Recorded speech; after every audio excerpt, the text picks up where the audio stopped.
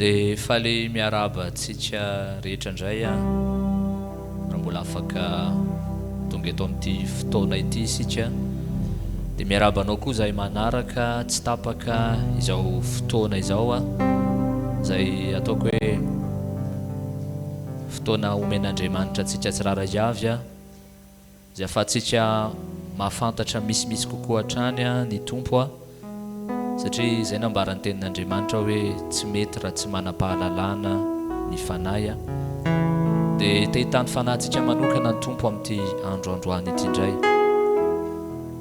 fahasoavana tokoa satria matoa Andriamanitra mbola mitaona antsika isaky ny alarobia tahaka an'izao a dia tena te hanafy antsika izy a te équiper antsika izy a ny amin'ny teniny a ny amin'ny fahalalana ny aminy a dia isaorantsika manokana ny tompo a ny amin'izany rehetrarehetra izany a dia te hampahery anao fotsiny androany hoe tsy diso toerana ianao a avy anao koa izay manaraka izao fotoana izao tsy tapaka dia mampahery anao hatrany izay mba haharitra ny amin'ny fandrenesana ny afatra tsy misy kilema zay afatra ilayntsika amin'izao vaninandro farany izao a satria tsy tiany ny ao am-pon'Andriamanitra zay ny fon'Andriamanitra dia ny hiaretantsika hatramin'ny farany na eo ary ny fotom-pampianarana maro samihafa zay mandeha etseroa amin'izao fotoana izao zay ataoko hoe indraindray tady andreraka indraindray tady taonantsika hiala ao amin'ny tompo a fa minao hoe matoa Andriamanitra mbola mamia an'izao fotoana izao matoa Andriamanitra mbola mandefa ny teniny a lay teny zay anadio atsika lay teny zay anafaka atsika ary hitondra fahafahana ao atsika do tsika hitsangana dia hivavaka metraka nyity fotoana ty ampelatana ny tompo a alleloia raha eo mankasitraka feno anao izahay a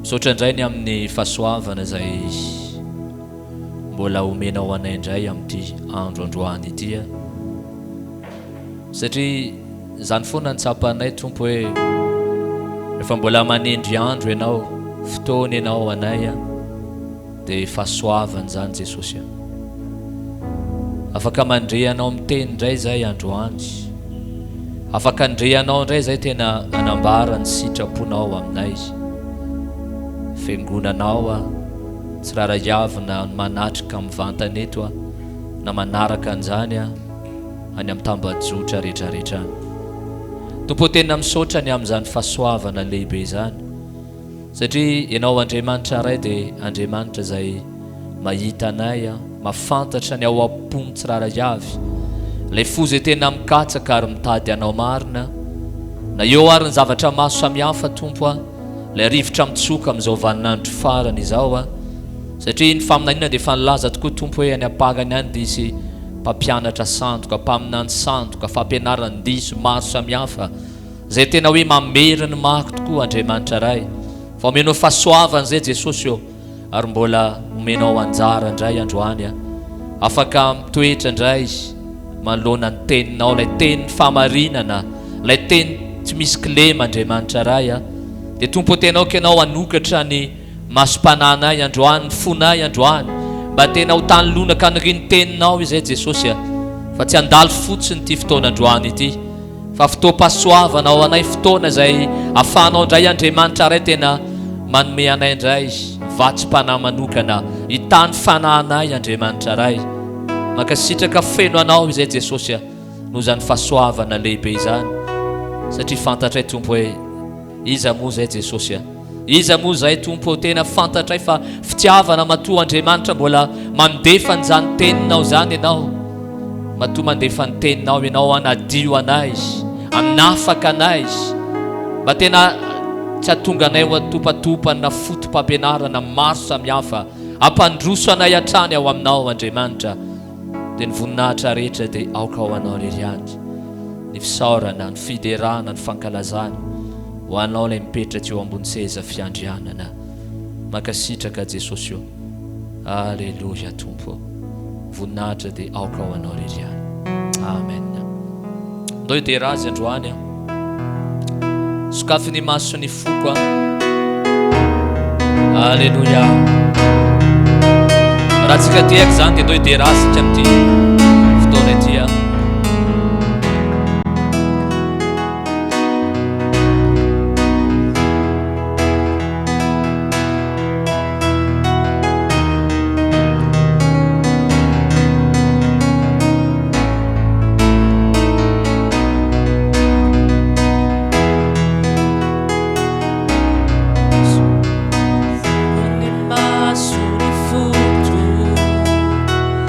Fini masuni fu te aitanawa, te aitanawa.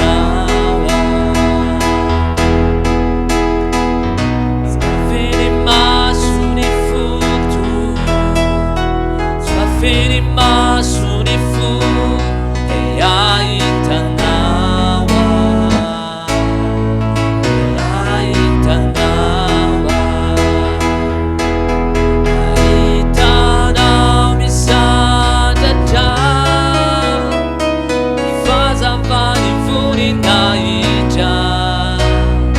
Arutsani eri sifiti irawe masa masa masa aitana misada da fazambani funi naija. Arutsani eri sifiti irawe masa masa masa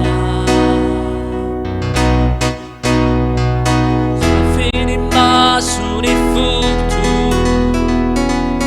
fini masuni fu te aitanawa, te aitanawa. Fini masuni futu, fini masuni fu te aitanawa.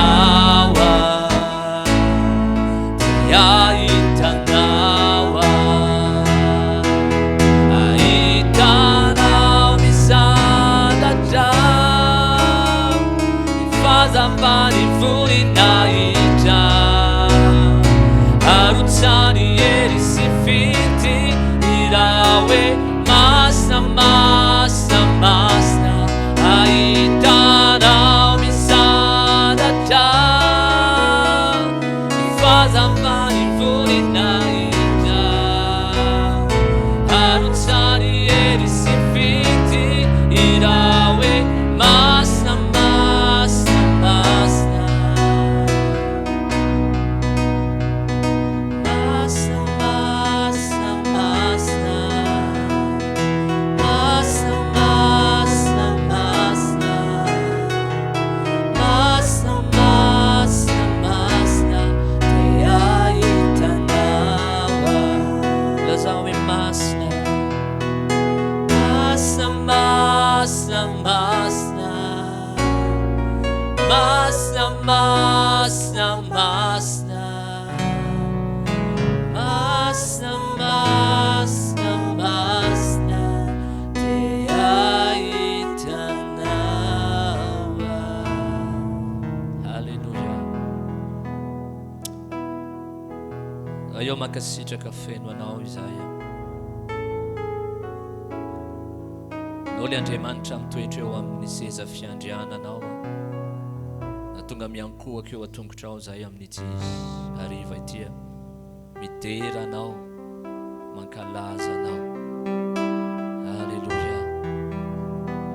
Voninahitra dia aoka ho anao rery ihany, ny fankalazana, ny fanandratana. Tsisy toanao Tompo, tsisy azo avina aminao Tompo, tsisy lehibe tahaka anao Tompo. Manandratra anao izahay, manome voninahitra ny anara-masinao izahay. Haleluya.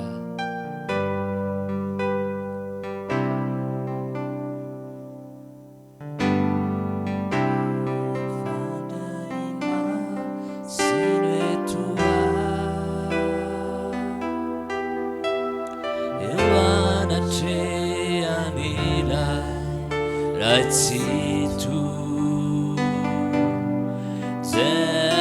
so yananunanukachani lalaku faminjampu leibe te aitanawa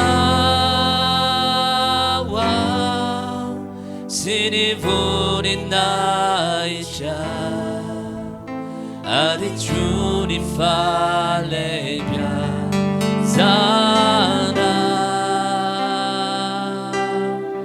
kaume guana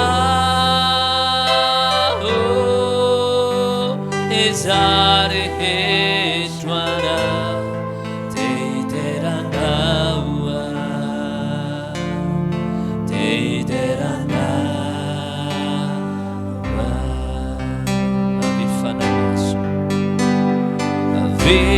Vifana ima sinuetua Luana ceanila razitu Teso yananunanukachani lalaku faminjampu Leibe te aitanawa sinivuninaisha adicuni falebia zana kaume guana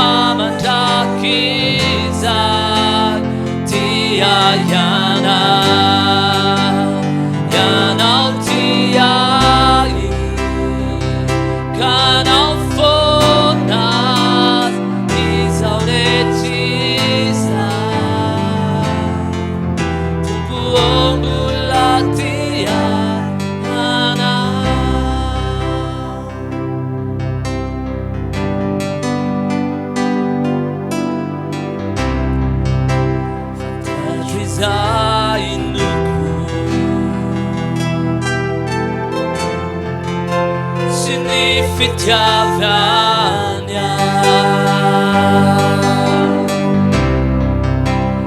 Yadanani fuku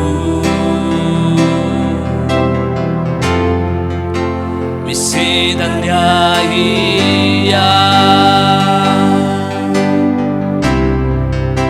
Fantadrizainuku sy ny fitiavany miadana ny foko misidany ahina mety ovy zao rehetra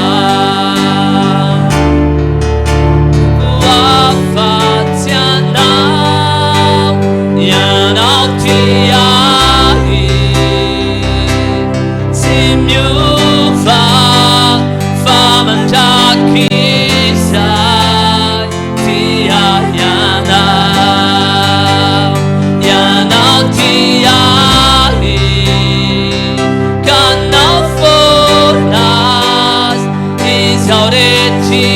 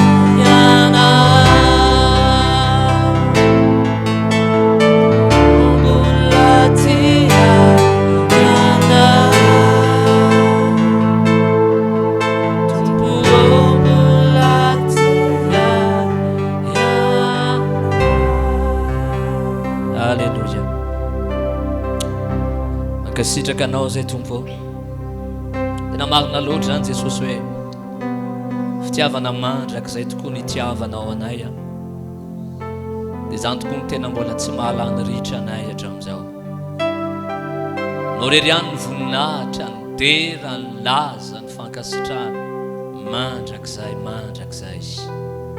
halleluja zika tiaka mafo any tompo Alléluia, samy azo toerantsika dia tonga amin'ny fotoana zay afahantsika mandre ny tenin'Andriamanitra indray androany teny zay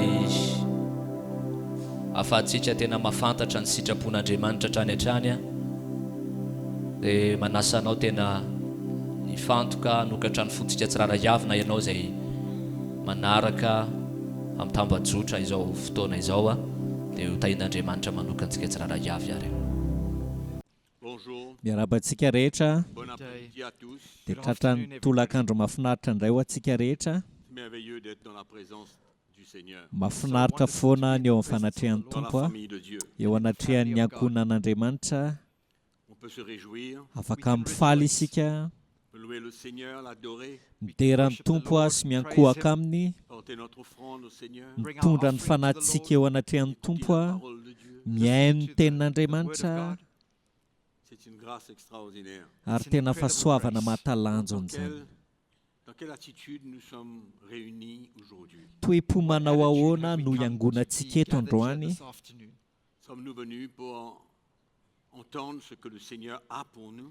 Move antsika vonona iaino izay noman'ny Tompo antsika?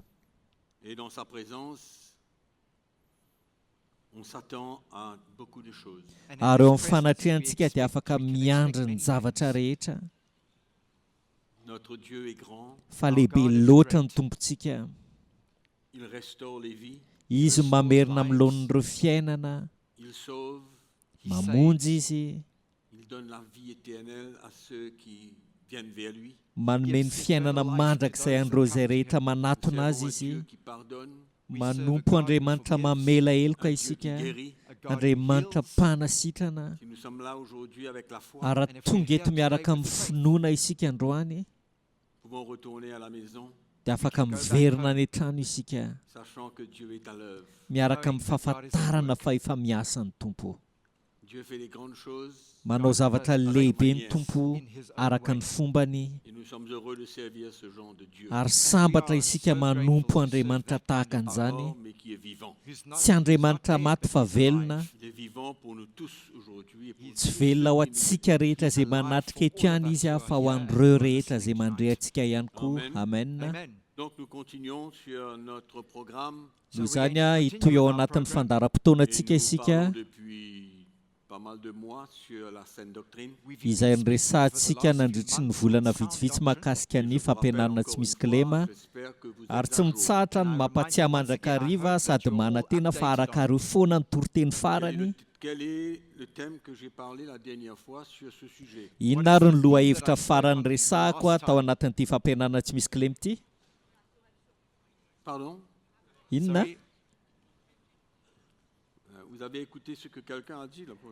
Tenin'olona teo akaikinao fotsiny ve ny henonao fa ohatrany tsy dia henoko tsara? Nao ary. Androany isika dia resaka ny amin'ny atao hoe fahasoavan'Andriamanitra, ary tena midadasika. Hitantsika ao anatin'ireo filazantsara ny fahasoavan'Andriamanitra, hitantsika ao anatin'ireo epistily ihany koa izany, ary tonga saina isika fa ny fahasoavan'Andriamanitra dia natao antsika rehetra. Donc le premier verset que je crois que est important pour nous, quoique nous avons mentionné ce verset plus. Noho izany ny andininy voalohany tsara vakitsika izay heveriko hoe tena zava-dehibe loatra ho antsika na dia efa vakitsika imbetsaka ary zany. L'épître de Paul aux Colossiens, pardon, d'Éphésiens au chapitre 2. Dia ny epistiliny Paoly ho an'ny Efesiana ny toko faharoa. Et la Bible nous dit. Dia izao no lazainy Baiboly amintsika eo amin'ny andininy fahavalo. Car c'est par la grâce que vous êtes sauvés, par le moyen de la foi, et cela ne vient pas de vous, c'est le don de Dieu. Fa fahasoavana no namonjena anareo amin'ny finoana ary tsy avy aminareo izany fa fanomezana avy amin'Andriamanitra. Ce n'est point par les œuvres afin que personne ne se glorifie. Tsy avy amin'ny asa fa ndao hisy irehare. La grâce de Dieu pour nous sauver. Ny fahasoavan'Andriamanitra ho famonjena antsika zany c'est un don, dia fanomezana, un cadeau de Dieu. fanomezana avy Et amin'Andriamanitra, ce qui est merveilleux, c'est que c'est gratuit. ary mahafinaritra indrindra dia maimai-poana On n'a izany. rien besoin d'offrir à Dieu Tsy mila manolotra ninninna ho an'Andriamanitra pour que isika sa grâce vienne vers nous. ahafahan'ny fahasoavany ho tonga eo amintsika, C'est un cadeau gratuit, un don de Dieu. fa fanomezana maimai-poana avy amin'Andriamanitra. Et c'est la grâce de Dieu qui nous permet de croire en Jésus-Christ, Ary ny fahasoavan'Andriamanitra mahatonga antsika ho afaka mino an' Jesosy Kristy, de naître de nouveau, ho ateraka indray, d'être pardonné de nos péchés, ary ho voavelany amin'ny otantsika rehetra de devenir des enfants de Dieu. ka ho tonga zanak'Andriamanitra. Amen. Amen. C'est pourquoi nous devons toujours être très reconnaissants. Izany mahatonga antsika tokony ho feno fakasitrahana mandrakariva, Dans nos prières, ary ao anatin'ny vavaka ataontsika toujours reconnaître que ce que nous sommes aujourd'hui dia tokony haiko foana isika fa ny maizy antsika ça a ankehitriny été la manifestation de la grâce de Dieu envers nous. dia vokatry ny fihetsehan'ny fahasoavan'Andriamanitra eo amintsika Cadeau de izany, Dieu. fanomezana avy amin'Andriamanitra. Et je crois que c'est important que nous puissions exprimer notre reconnaissance envers Dieu Ary heveriko hoe zava-dehibe loatra ny fanehoantsika ny fakasitrahantsika tous amin'Andriamanitra les jours de notre vie. isan'andro eo amin'ny fiainantsika.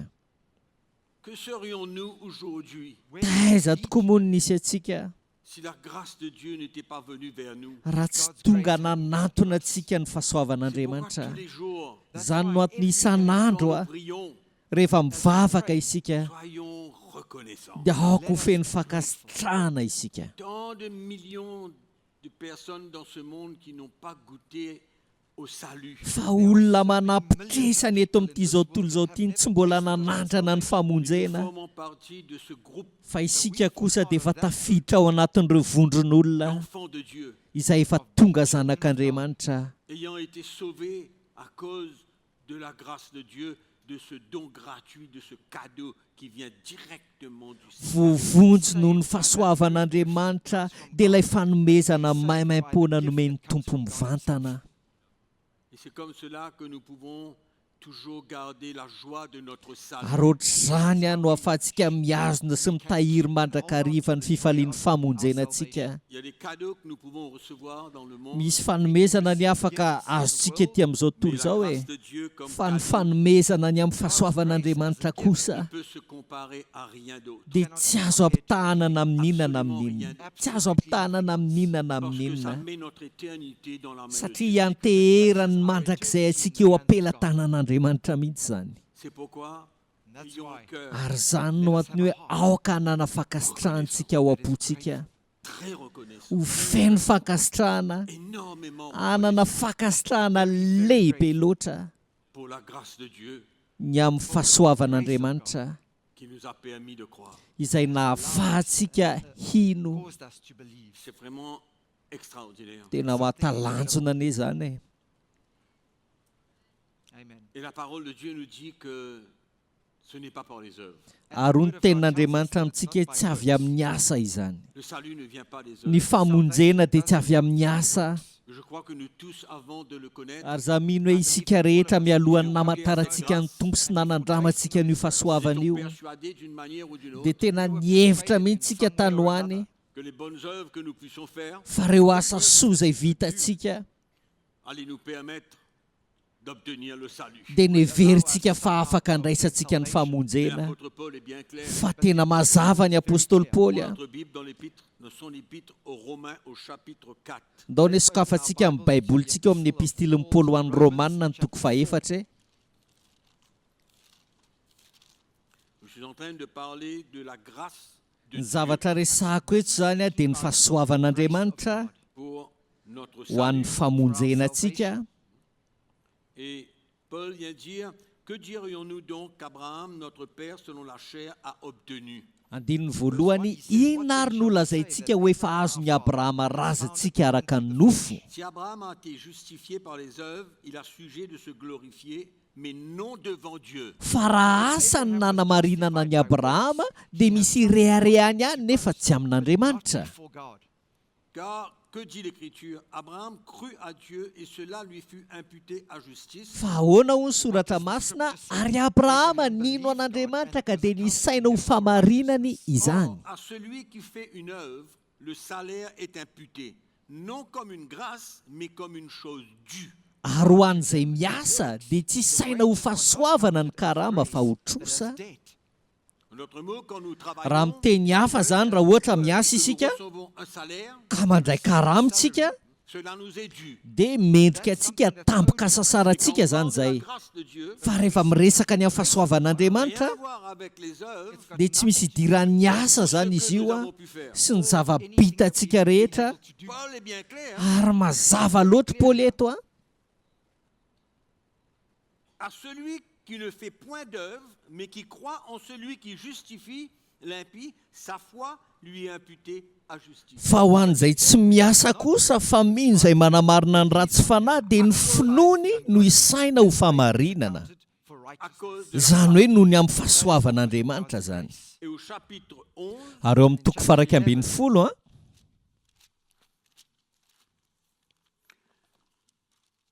nous voulons éliminer toute action, toute œuvre pour participer à notre salut, excepté la grâce de Dieu. isorontsika daholo zany ireo endrika hetsika sy asa izay ataontsika ho an'ny famonjenantsika ankoatra ny fahasoavan'Andriamanitra irery ihany. Et c'est ce que la religion nous enseigne. Ary zany anefa no ampianarin'ny fomba mpivavahanantsika Faites des œuvres dia izao hoe ny anaovantsika asa afin que nous soyons rachetés. ho an'ny famonjena sy ny fanavotanantsika.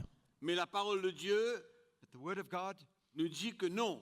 Fa nefa ny tenin'Andriamanitra dia mandany zany a. Ou c'est c'est une œuvre ou c'est une fa na asa na fahasoavana le Et nous izy. lisons au verset,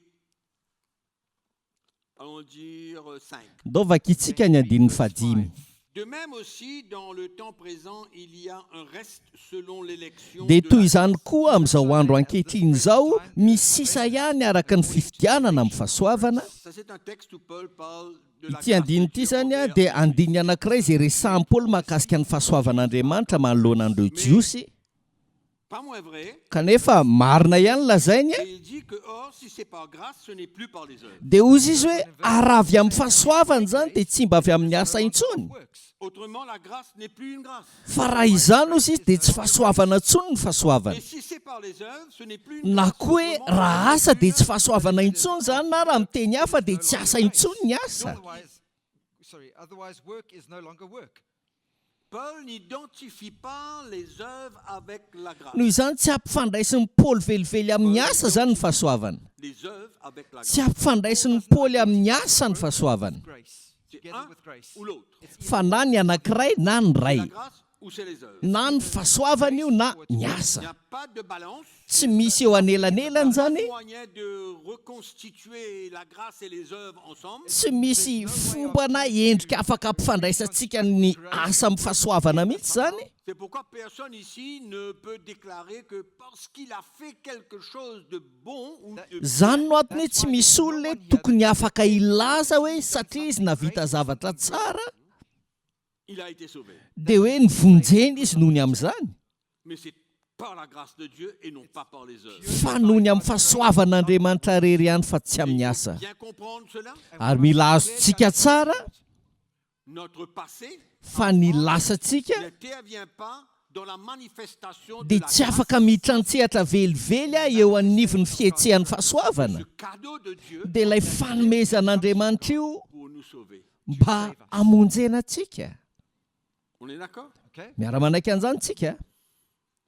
Donc, ou c'est une œuvre, Either c'est Ka la noho izany a na asa le izy na avy amin'ny fahasoavan'Andriamanitra. mélange, Tsy misy fifangaroana zany, c'est absolument impossible. tsy azo heverina izany. Alors, Awa. lisons maintenant dans Jean chapitre 1, verset 17. Ndaovaka itsika izao a ny Jaona toko voalohany a ny andininy fafito ambin'ny folo. Nous connaissons très bien ce verset. Fantatsika tsara ty andininy ity a.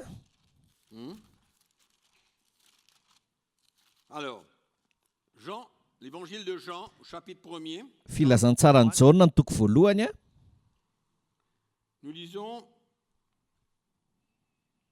le verset 16. Dia vakitsika ny andininy fahenina ambin'ny Et folo. nous avons tous reçu de sa plénitude et grâce sur grâce. Car la loi a été donnée par Moïse, la grâce et la vérité sont venues Fa tamin'ny par fahafenony no nandraisantsika rehetra dia fahasoavana nampy fahasoavana. Fa ny lalàna nomena tamin'ny alala Mosesy, fa ny fahasoavana sy ny famarinana kosa dia tonga tamin'ny alalan'i Jesosy Le Kristy. plus grand don, le plus grand cadeau que Dieu a pu faire à l'humanité, c'était Jésus lui-même. Ny fanomezana lehibe indrindra afaka nomen'Andriamanitra ny zanak'olombelona dia Jesosy izy tenany. Jesus Christ. C'était Jésus son fils. Jesosy lay zanany lahy. Et Jésus, venant dans ce monde, est la manifestation de la grâce de Dieu. Ary ny fahatongavan'i Jesosy teto ambonin'ity tany ity a dia fanehoan'Andriamanitra ny fahasoavany. La grâce et la vérité sont venues par Jésus-Christ. Fa ny fahasoavana sy ny famarinana ozy izy dia tonga tamin'ny alalan'i Jesosy Kristy. Donc Dieu nous a fait un don, un cadeau Noho izany a nanome antsika fanomezan'Andriamanitra dans la personne de Jésus son fils, tamin'ny alalan'ny tenany Jesosy zanany, qui a été le don de Dieu, la grâce manifestée de Dieu envers l'humanité. izay fanomezana avy amin'Andriamanitra, fahasoavana izay naseho an'Andriamanitra ny zanak'olombelona. Car Jésus est le seul instrument par lequel nous pouvons être Satria Jesosy rery ihany no an'ny fitaovana tokana afaka nitondra famonjena ao antsika. sauvés. Donc Dieu nous a fait un don, le don de Christ, le don de la grâce. Noho izany Andriamanitra dia nanome fanomezana ao antsika dia Kristy zany a izay hoarintsika amin'ny fahasoavana. Donc la grâce n'est pas avant tout, la grâce de Dieu est manifesté dans la personne de Jésus. So let's ka noho izany mialohan'ny zavatra rehetra zany a io fahasoavana io dia naseho tamin'ny alalan'ny tenany Jesosy Kristy.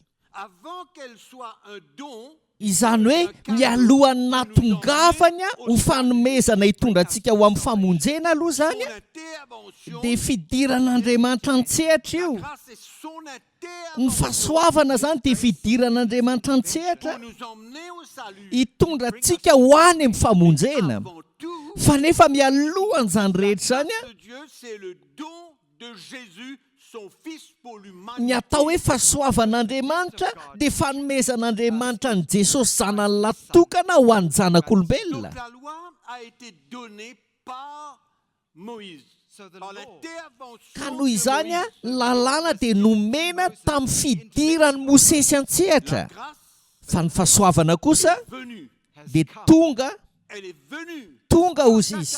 Zay no lazain'ny Baiboly antsika. Amen. Amen. Avec la vérité. Miaraka tamin'ny On dit fahamarinana. toujours que Jésus est la vérité. Lazaina mandrakarifa fa Jesosy no fahamarinana. No? On dit toujours que Jésus est la vérité. Tsy zany ve hoe Jesosy no fahamarinana? And he Donc himself. Jésus est le don de Dieu et la grâce de Dieu envers l'humanité. Noho izany zany a Jesosy izy tenany a no fanomezana sy fahasoavan'Andriamanitra ho an'ny zanak'olombelona. Avant qu'elle soit une intervention. Mialohany natonga an'izany ho fidiran'Andriamanitra an-tsehatra aloha. On comprend ou non? Mahazo ve tsika sa tsy mahazo e?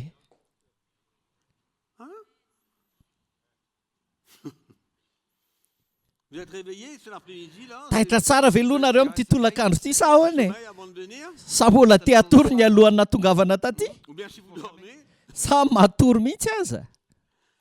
Mais anyway, Fa zany e. porte Nahoana cette grâce. io fahasoavana io Jésus dia Jesosy. Himself. est la grâce de Dieu. Jesosy no Et fahasoavan'Andriamanitra le don de Dieu. sy fanomezana avy amin'Andriamanitra. De la même manière qu'il est la vérité. Ary mitovy amin'izany ihany koa izy no fahamarinana. Amen. Amen. Donc Dieu n'a pas eu besoin d'attendre que la grâce soit manifestée envers quelqu'un pour qu'il croie. No zany Andriamanitra tsy niandro hoe hihetsika na iseho tamin'ny olona anankiray fahasoavana mba hinon'ilay olona anankiray. Mais avant même, Fa mialohan'izany rehetra zany a il a envoyé Jésus. dia efa nandefany Jesosy izy. Pourquoi dans Jean 3, Zany ne mahatonga azy milazo amin'ny Jaona toko 7:4 hoe son Fils unique. nomeno izy ny zanan'ilay tokana. Il a fait un don Nanolotra fanomezana izy zany en Jésus, tamin'ny alalan'i Jesosy qui est la grâce même. izay izy tena nian'ilay fanehoanan'izay fahasoavan'Andriamanitra izay. Amen. Voyons un petit coup dans Romains chapitre 5. Non, allons passer avant en 1 Timothée chapitre 1er. Andao aloha jerentsika vetivety any Timoty voalohany any toko voalohany. Verset 12, on va voir un petit peu le témoignage de l'apôtre Paul à Timothée. Dia vakitsika ny andinin'ny 12 hijery kelin'ny fijona vavolombelon'ny apôstôly Son Paultsika. témoignage de la manifestation de la grâce de Dieu pour l'emmener au salut. Ny fijona vavolombelony a ny amin'ny fihetsehan'ny fahasoavan'Andriamanitra nitarika azy a ho amin'ny famonjena. Verset 12 dit, je rends grâce, Paul qui parle, à celui qui m'a fortifié, à Jésus-Christ, notre Seigneur, de ce qu'il m'a jugé fidèle en m'établissant dans le ministère. Moi qui étais auparavant un blasphémateur, un persécuteur, un homme violent. Hoy ny apôstôly Paul miteny eo amin'ny andinin'ny 12. Misaotra ny Kristy Jesosy tompontsika aho izay nampahery hafa nataony matoky aho ka notendreno amin'ny fanompona dia izaho izay mpiteny ratsy fahiny sady mpanenjika sy mpampahory. Okay. Mais j'ai obtenu miséricorde parce que j'agissais par l'ignorance, dans l'incrédulité, et la grâce de notre Seigneur a surabondé avec la foi et l'amour qui est en Jésus-Christ. Kanefa nahazo famindrapo aho satria tamin'ny tsy fahalalana nanaovako izany noho ny tsy finoana, fa be indrindra ny fahasoavan'ny tompontsika tamin'ny finoana sy ny fitiavana izay ao amin'ny Kristy Jesosy. Paul vient confirmer que la grâce de Dieu a été manifestée envers lui noho izany namafisin'ny Paoly zany a fa niseho teo aminy tokoa ny fahasoavan'Andriamanitra dans l'état où il était. tao anatin'ny fepetra ny aina ny tany Il aloha était violent, qu'importe. mpanenjika izy mpampahory sy ny sisa hozy izy He was a persecutor. Mais il The list is confirme But que he la co- miséricorde de Dieu s'est manifestée. kanefa mafisina niseho teo aminy hozy izy ny Et il a fahasoavan'Andriamanitra obtenu la grâce pour pouvoir le permettre de croire en Jésus-Christ. dia nahazo famindrapo izy hozy izy anafanino an'i Kristy Jesosy. Christ Jesus. Amen. Amen. La grâce de Dieu. Fahasoavan'Andriamanitra. Romains chapitre 5. Romanina toko 5 zao.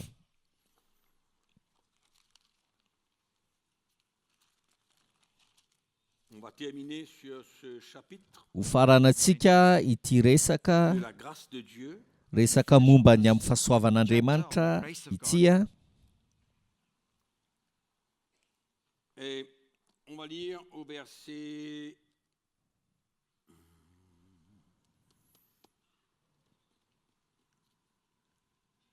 14. Dia vakitsika eo amin'ny andinina fa 14. Cependant, la mort a régné depuis Adam jusqu'à Moïse, même sur ceux qui n'avaient pas péché par une transgression semblable à celle d'Adam, lequel est la figure de celui qui devait venir. Nevertheless, Fa ny fahafatesana nanjaka hatramin'ny Adama ka hatramin'ny Mosesy na tamin'izay tsy nanota tahaka ny nanota ny Adama aza i Adama izay tandindon'ilay ho avy. Adam I Adama est la figure de celui qui devait venir. Adam- Il parle de Jésus-Christ. Adam i is the Adama one no tandindon'ilay ho avy a of him zany hoe come, Jesosy who is Kristy Jesus zany. Christ himself. Et le verset 15 nous dit: Izao mais lazainy il n'en andiny est fadimy pas ambin'ny du folo. don gratuit comme de l'offense, car si par l'offense d'un seul, il en est beaucoup qui sont morts, à plus forte raison, la grâce de Dieu et le don de la grâce venant d'un seul homme, Jésus-Christ, ont-ils été abondamment répandus sur beaucoup. Nefa tsy tahaka ny fahadisoana ny fanomezam-pahasoavana fa raha ny fahadisoany anankiray no nahatonga fahafatesana ho an'ny maro, maika ny fahasoavan'Andriamanitra sy ny fanomezana amin'ny fahasoavan'ny olona iray dia Jesosy Kristy no tonga be ho an'ny maro kosa. Par le péché, Tamin'ny alalan'ny ota Through the ho sin of tanin'ny one olona man, iray a, par le péché d'un seul homme, ho tanin'ny olona iray tous sont morts. no nahafatesan'ny olona rehetra, Toute l'humanité entière. ny zanak'olombelona rehetra zany. throughout. Mais par la mort d'un seul, Fa tamin'ny fahafatesan'ny anankiray kosa beaucoup trouvent le salut. no nazony maro ny famonjena. Et le verset 16, And verse 6, Teny andin'ny 15. il n'en est pas du don comme de ce qui est arrivé par un seul qui a péché, car c'est après une seule offense que le jugement est devenu condamnation. Ary tsy tahaka ny avy amin'ny anankiray izay nanota ny fanomezana, fa noho ny nataon'ny anankiray no nisehon'ny fitsarana ho fanamelohana. Tandis que le don gratuit devient justification après plusieurs offenses. Dia jereo tsara fa noho ny fahadisoana maro kosa hozy izy a no nisehon'ny fanomezam-pahasoavana ho fanamarinana. Amen. Donc qu'est-ce qu'on voit? Zany inona ny hitantsika? Il est clair. Tena mazava loatra ny tenin'Andriamanitra eto e. Il y a une manifestation de la grâce de Dieu Misy fisehon'ny fahasoavan'Andriamanitra zany a par la mort d'un seul homme, tamin'ny alalan'ny fahafatesan'ny olona anankiray afin que beaucoup trouvent le salut. mba hahafahan'ny maro a mahazo famonjena. Et il continue, Dia mbola toy izany le et izy. il dit par une seule offense, Ny andin'ny 17 fa raha ny fahadisoan'ny olona anankiray de Adam. zany hoe i Adama zany Une seule fois, indray mandeha fotsiny one offense, la mort s'est étendue sur tous les hommes. dia efa nahazo ny olombelona rehetra ny Death fahafatesana. came to all men through Le that one jugement de offense. Dieu a emmené la condamnation sur tous les hommes. Nitondra ny fanamelohana teo anatrehan'ny olombelona rehetra ny fitsaran'Andriamanitra tamin'ny eloka ray Mais la monja. parole de Dieu continue et nous dit Fa miteny amintsika ihany tenin'Andriamanitra andiny fahinambiny folo. le don gratuit de No Dieu, ilay fanomezam-pahasoavana amin'ny maimaim-poana avy amin'Andriamanitra grâce de Dieu, miresaka ny amin'ny fahasoavan'Andriamanitra io zany la a. justification a été donnée après plusieurs offenses. Dia nomena hozy izy ny fanamarinana taoriana ny fahadisoana maro a. D'accord? Ao a. Donc, Adam étant la figure que la parole de Dieu nous dit, So, de celui qui devait venir, Noho izany araka ny tenin'Andriamanitra hitantsika teo i Adama hozy izy no tandindon'ilay ho avy. Christ, cette figure, elle est représentative Noho izany a ty tandindona na endrika ity dia fanehoana avec eto. des effets contraires. Kanefa samihafa na mifanohatra zany ny fiatraikany entiny.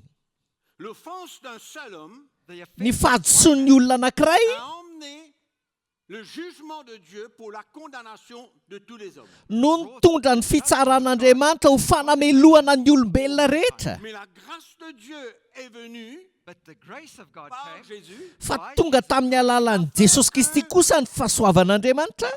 même s'il y a eu des centaines d'offenses, Ka na dia nisy a fahadisoana an-jatony aza, hundreds of offenses. la justification est venue par dia Jésus-Christ. tonga tamin'ny alalan'i Jesosy Kristy kosa ny fanamarinana. Fahadisoana tokana Emmène la condamnation pour tous. no nitondra fanamelohana ho an'ny rehetra. D'accord? Ao a. Une offense. One Fahadisoana La tokana justification pour tous. brings no nitondra fanamelohana ho an'ny olona rehetra. brings condemnation for all men. La grâce de Dieu au travers de Jésus, Fa ny fahasoavan'Andriamanitra tamin'ny alalan'i Jesosy la justification malgré dia nitondra plusieurs. fanamarinana na dia teo aza ny fahadisoana maro. C'est comme ça que Adam devient la figure de celui Ary que toy izany na tonga ny Adama no arina ho tandindon'ilay ho avy. un pour la condamnation, Ny voalohany a ho an'ny fanamelohana, pour la justification. fa ny faharoa kosa ho an'ny fanamarinana. Okay. Ao a. D'accord? Yeah. Un pour la condamnation, Ny voalohany ho an'ny fanamelohana, vokatry ny fahadisoana tokana. la Ny justification faharoa kosa dia ny fanamarinana Christ, Kristy a, Christ malgré plusieurs offenses. na dia teo aza ny fahadisoana maro. Vous comprenez? Azonareo a. Donc par la grâce de Dieu, Noho izany no ny fahasoavan'Andriamanitra allons dire que c'est pas un produit, mais résultat. un résultat dia andao zao no lazaintsika azy hoe vokatra, In contraire à celui d'Adam. vokatra zay a mifanohatra amin'ny en'ny Adama. Il devient la figure de celui qui devait venir, c'est-à-dire Christ. Kanefa i Adama dia tonga tandindon'ilay ho avy, zany hoe Kristy zany. that is Jesus Christ. Le premier homme, le premier Adam, Zany hoe ilay Adama voalohany et le deuxième. sy ilay Adama faharoa. Un pour mettre la mort, Ny voalohany mitondra ho amin'ny fahafatesana, l'autre la vie. ny faharoa kosa mitondra fiainana. À cause de la grâce de Dieu. Noho ny fahasoavan'Andriamanitra. C'est ça que le verset 14 nous dit. Zay ny lazain'ny andiny faefatra ambin'ny folo amintsika e. Verset 15 plutôt. Andiny fahadimy ambin'ny folo. L'offense d'un seul, par l'offense d'un seul, il en est beaucoup qui sont morts, à plus forte raison la grâce de Dieu et le don de la grâce venant d'un seul homme, Jésus-Christ, ont-ils été abondamment répandus sur beaucoup. Dia izao no lazainy, nefa tsy tahaka ny fahadisoana ny fanomezam-pahasoavana, fa raha ny fahadisoany anankiray na tonga fahafatesana ho an'ny maro, maika ny fahasoavan'Andriamanitra sy ny fanomezana amin'ny fahasoavan'ny olona iray, dia Jesosy Kristy no tonga be ho an'ny maro kosa. D'accord? Miara-manaiky tsika Voilà. Comment la manifestation de la grâce de Dieu hoe toy ny ahoana ny fisehon'ny fahasoavan'Andriamanitra est venue porter un résultat izay tonga nitondra vokatra contraire. mifanohitra. Contrary. C'est comme ça que Adam est la figure. azanona tonga ny Adama ho tandindona, le premier homme, tandindon'ny olona voalohany et Jésus-Christ. dia Jesosy Kristy zany. Jesus Christ. Donc par un seul, Noho izany noho ny anankiray tous meurent. dia maty ny olona rehetra, Par une offense. vokatry ny fahadisoana tokana. Dieu vient, Fa tonga kosa ny fahasoavan'Andriamanitra seul, ary noho ny anankiray ihany koa, seul, noho ny lehilahy anankiray on vient dia tonga ny fanamarinana couvrir tous les péchés. mba andrakotra ny ota rehetra. Amen. Amen. Donc c'est comme ça que Adam Azanona tonga ny Adama figure même Is de the, celui qui devait venir. ho tandindon'ilay ho avy. Mais ce que je veux vous partager, c'est que la grâce de Dieu qui est venue pour emmener what I want cette to, justification what I want to malgré share with you plusieurs offenses. Fa ny zavatra tena tiako zaraina aminareo zany a dia ilay fahasoavan'Andriamanitra izay tonga mba hitondra an'izay fanamarinana izay a, na dia teo aza ny fahadisoana maro. La grâce de Dieu, Ny fahasoavan'Andriamanitra c'est absolument immense, c'est absolument extraordinaire. it's so tena lehibe sady matalanjona loatra.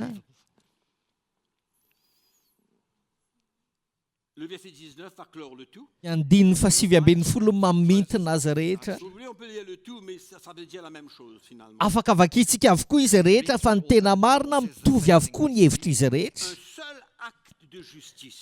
Etsiky ny fahamarinana tokana monja, Justice etsiky ny fahamarinana tokana monja à travers Jésus-Christ. tamin'ny alalan'i Jesosy Kristy La vie vient à tous les hommes. dia tonga tamin'ny olombelona rehetra ihany koa ny fiainana. Un seul acte de justice. Etsiky ny fahamarinana tokana, Ou alors par l'obéissance d'un seul, beaucoup seront rendus justes. but na ihany koa noho ny fankatoavan'ny lehilahy ray a dia maro ny namarinina. Jésus, so Jesosy le don de Dieu, ilay fanomezan'Andriamanitra, le don de la grâce, ilay fanomezan'ny fahasoavana est venu, dia tonga est mort, maty est ressuscité. ary de mort, nitsangana tamin'ny maty, il est vivant. velona izy. Je parle de Christ étant le don de Dieu, la grâce de Dieu. Miresaka ny Kristia zany ilay fanomezan'Andriamanitra, ilay fahasoavan'Andriamanitra. Deuxième étape, Ary ny dingana faharoa que cette grâce de Dieu maintenant, cette intervention de Dieu is that dans notre vie, dia izao amin'izay hoe io fahasoavan'Andriamanitra io na io fidiran'Andriamanitra ny tsy hatao amin'ny fiainantsika io amin'izay afin de nous permettre de croire en Jésus, dia natao a mba hahatonga antsika ino an'i Jesosy dans la grâce. ao anatin'izay fahasoavan'izay. Vous comprenez? Mahazo zavatra ve Je nareo? vais vous poser la question dimanche prochain. Fa ametrahako fanontaniana nareo amin'ny ladieriny a. Pour n'importe qui là. see if you Na iza eto a, on anybody. Personne dans les deux premiers rangs. tsy ny olona eto amin'ny rangé voalohany sy faharoa eto anoloana no anotaniako a, na ny fahatelo a, Je vais pointer le doigt. fa tondroko tanana izay olona anotaniako. Venez m'expliquer ce que je viens de vous expliquer. Dia anotaniako nareo azavay ho amiko ilay zavatra vao nazavaiko anareo vao zao io. Raha azonareo tsara zany. C'est pourquoi on a besoin d'une lumière qui vient dans notre cœur This is pour why comprendre l'étendue de la Izany no antony hoe mila misy fahazavana tonga ao anatin'ny fotsika ahitantsika mahalehibe an'io fahasoavan'Andriamanitra io. grace of God. Et nous, des petits bonhommes, des petites bonnes femmes qui marchent dans le monde partout et que cette grâce est venue vers nous. Ary isika izay lehilahy sy vehivavy tsinitsina nivezivezy sy ny renireny teny amin'izao tontolo izao a, dia tonga nanatona antsika io fahasoavan'Andriamanitra io. Donc on ne peut pas prier Noho izany tsika tsy afaka mivavaka si on n'est pas reconnaissant envers le Seigneur. raha tsy feno fankasitrahana ny tompo On peut pas aloha. prier. Tsy afaka mivavaka isika. Enfin, on peut. Afaka mivavaka isika e. Première chose qui doit sortir de notre Fa ny zavatra voalohany mila mivoaka mivavantsika c'est la reconnaissance envers le Seigneur. dia izao hoe ny fankasitrahana ny Qui tompo. nous a The donné par la salvation. Dia ilay famonjena nomeny antsika tamin'ny alalan'ny fahasoavana. La sœur Audrey et moi, on a été quelque part hier. Nandehandeha tany amin'ny toerana anankiray izay sy Audrey maly a. Somewhere yesterday. Et encore, en entrant dans cet endroit, Dia rehefa niditra tao amin'ny toerana io zahay a, j'ai été dans mon cœur reconnaissant envers le Seigneur dia tena feno fakasitrahana ny tompo ato anatin'ny foko Again in my heart. de m'avoir sauvé For noho ny famonjeny ahy parmi tant de personnes tao anatin'ny olona maro qui ne connaissent pas Jésus. izay tsy mahafantatra an' Jesosy. Parmi tant de personnes. Olona maro tao anatin'ny olona maro, nitsongainy tao anatin'ny olona maro. Ok, Ao a, on l'a fait ampy angambizay a, Is that enough? concernant la grâce de Dieu resantsika ny amin'ny fahasoavan'Andriamanitra pour notre salut. ho an'ny Our famonjenantsika. salvation. Amen. Amen. Maintenant, on va parler de la grâce de Dieu, Zao indray tsika resaka ny amin'ny fahasoavan'Andriamanitra, cette puissance, lay hery, That cette force. force divine, That lay divine tanjaka power, cette herin'Andriamanitra, puissance miraculeuse. lay hery mahagaga. power. Comme quoi Dieu, c'est extraordinaire. Hitanareo Andriamanitra tena mahatalanjona. Il nous prend depuis le premier jour. Hatramin'ilay andro voalohany dia efa niraisintsika lay andro voalohany namonjenantsika Il zany. manifeste sa grâce. Dia naneho ny fahasoavany tamintsika izy, Il continue à manifester sa grâce jusqu'à notre dernier. dia tsy mitsahatra izy fa mbola mitohy maneho an'izay fahasoavan'izay foana mandra-pahatonga ny faran'ny androntsika, fataperan'ny andro iainantsika zany. To our very last day. Et donc cette grâce, elle est non seulement un cadeau, un don de Dieu gratuit, Ka noho izany io fahasoavana io tsy vitany hoe fanomezana nomen'Andriamanitra antsika fotsiny mba hamonjenantsika, mais elle nous accompagne fa miaraka amintsika izy io tous les jours. mandritry ny androm-piainantsika rehetra. C'est cette force divine. Dia ilay hery anankiray avy amin'Andriamanitra, On explique ça par une puissance miraculeuse ny anazavako azy dia hoe hery mahagaga intervient dans notre vie izay mitrantsehatra eo amin'ny fiainantsika pour nous permettre d'accomplir tout ce que Dieu a préparé d'avance pour nous de And faire. allow izay ahafahantsika manatanteraka izay efa nomanin'Andriamanitra sy kasain'Andriamanitra ho antsika dia ny mialoha. Donc on ne va pas accomplir quoi que ce soit pour Dieu. Ka noho izany tsika tsy afaka hanao nininona ho an'Andriamanitra. On peut, Eny e, afaka tsika e. si on décide de le faire dans notre force Raha ohatra ka misafidytsika hanao an'izany amin'ny herin'ny tenantsika manokana, et qu'on met de côté ka et ilitsika qu'on ignore na lavintsika la grâce de Dieu, cette force divine ny fahasoavan'Andriamanitra, ilay hery avy amin'Andriamanitra qui va être l'assurance, izay antoka antoka que nous le ferons. fa ho ataontsika zany Selon le plan de Dieu dans notre vie, araka ny drafitr'Andriamanitra eo amin'ny à fiainantsika, cause de cette force divine qui nous accompagne pour le faire. noho izay a hery avy amin'Andriamanitra izay a izay miaraka amintsika ahavitantsika an'izany. Pourquoi nous ne pouvons pas décider d'ignorer la grâce Izany no antony tsy tokony haniliantsika ny fahasoavan'Andriamanitra ka hanapa-kevitsika lasa hanao zavatra tian'Andriamanitra ataontsika amin'ny herin'ny tenantsika et de manokana, dépendre sur notre connaissance? ka lasa hiankina amin'ny fahalalantsika tsika. Il y a beaucoup qui dépendent sur leur propre connaissance. Ary maro ireo olona miankina amin'ny fahalalany manokana, Ah, beaucoup. maro, Mais on ne peut pas. fa tsy afaka manao an'izany tsika, On ne peut pas. tsy afaka manao an'izany tsika. J'étais là tout à l'heure, là, Tonga teto amin'ity toerany ity teo a, de même que ce matin. tahaka ny tamin'ny maraina ihany koa, J'ai dit, Seigneur, teniteny tamin'ny tompo aho hoe j'ai besoin de dire seulement ce que toi tu veux que je dise. aoka izay tianao ambaraka ihany no lazaiko, you want me to say. Je ne peux pas dépendre sur moi-même. tsy afaka miantehatra amin'ny tenako manokana aho, Only what you want me to say. Je And ne peux pas dépendre sur I do moi-même. not want tsy to afaka make miantehatra myself amin'ny tenako lie. manokana aho.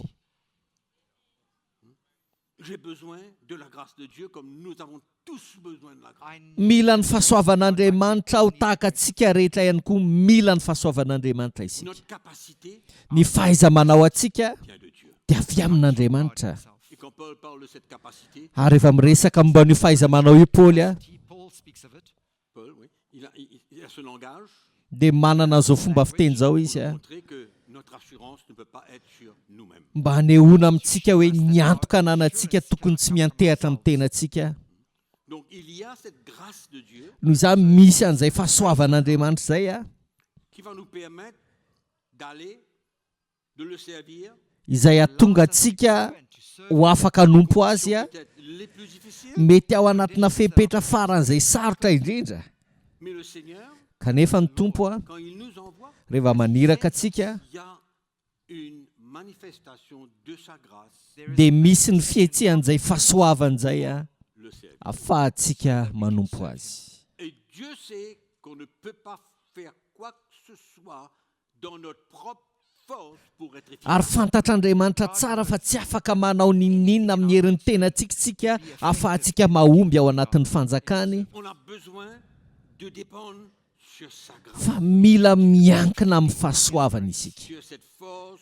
Amin'io hery io a Définissez ça comment vous voulez, mais Power, whatever. afaka qu'il y a faritanareo amin'izay tianareo faharitana fa misy an'io hery io, misy an'izay hery zay a pareil qui se zay manifeste. miaraka amintsika, momba atsika. Comes with us and accompanies us. C'est comme si vous montez une montagne Ohatrany hoe ananika tendrombohitra anankiray et isika que vous arrivez au milieu, ka tonga eo atenatenany isika, vous avez puisé dans toute votre force efa tena nampiasa ny herinao rehetra ianao a et vous êtes épuisé. dia reraka sy torovana tanteraka ianao. You cannot go any further.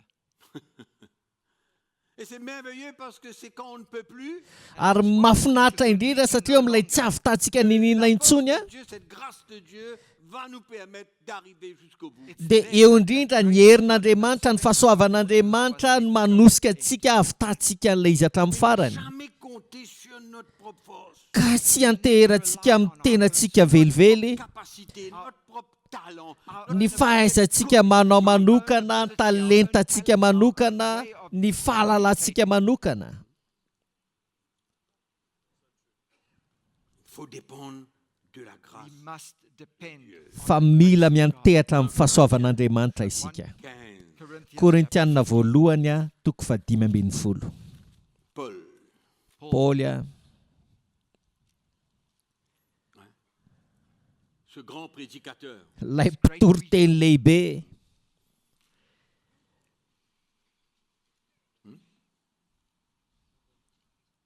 oui, 1 Corinthiens, oui, sorry, j'ai dit 2.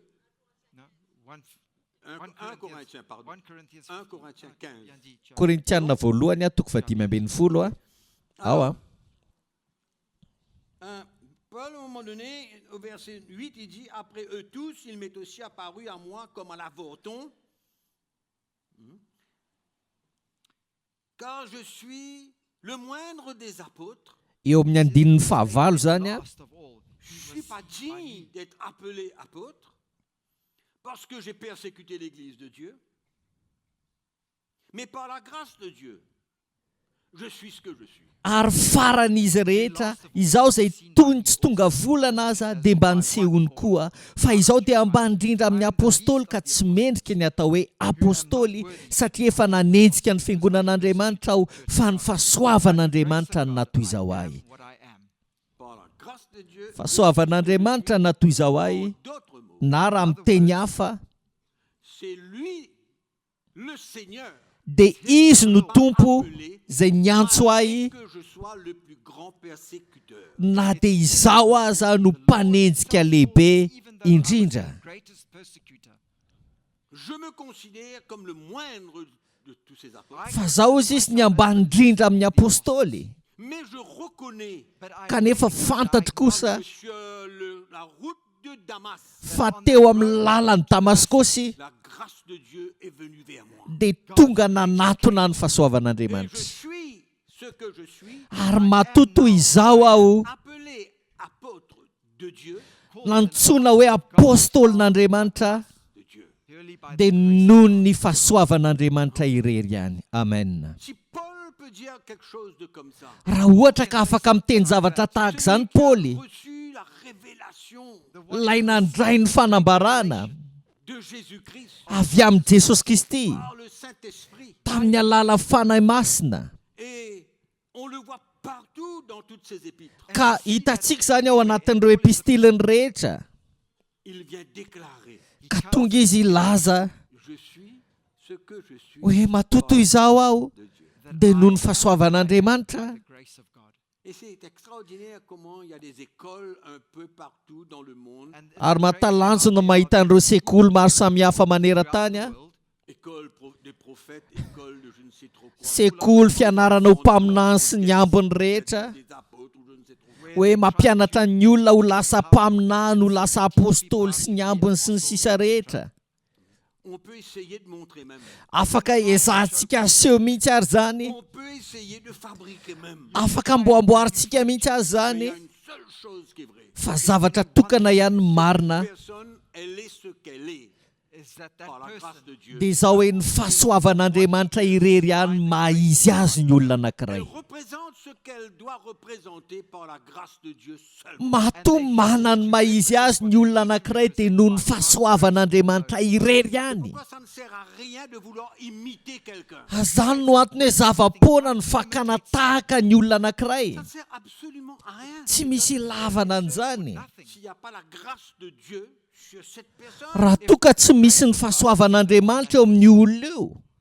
Donc on peut voir comment Dieu, depuis le début, il nous accompagne. Noho izany hitantsika fa hatrany am-boalohany Andriamanitra dia efa niaraka tamintsika, niantso antsika, ary nanetsika, Cette grâce-là depuis le début. nanetsika ny fahasoavana io izy hatrany am-boalohany, Fin. ka mandra-patonga any amin'ny farany. Et si quelqu'un veut écrire un livre Ka raha misy olona amin'izay te hanoratra boky de ce qu'il a fait, ny amin'ny zava-bitany, et il essaye de prendre un petit peu de gloire là-dedans, ka mitady voninahitra kely izy ao ambadika izany, ça va tout éteindre. dia izany no hamono ny zavatra Ça va rehetra. tout gâcher. everything. It will Animba ny zavatra rehetra. Tout gâcher. Animba ny zavatra Nous rehetra devons e. comprendre ça, nous tous qui sommes là. Ary tsika rehetra izay tonga eto mila mahazo an'izany. Nous tous.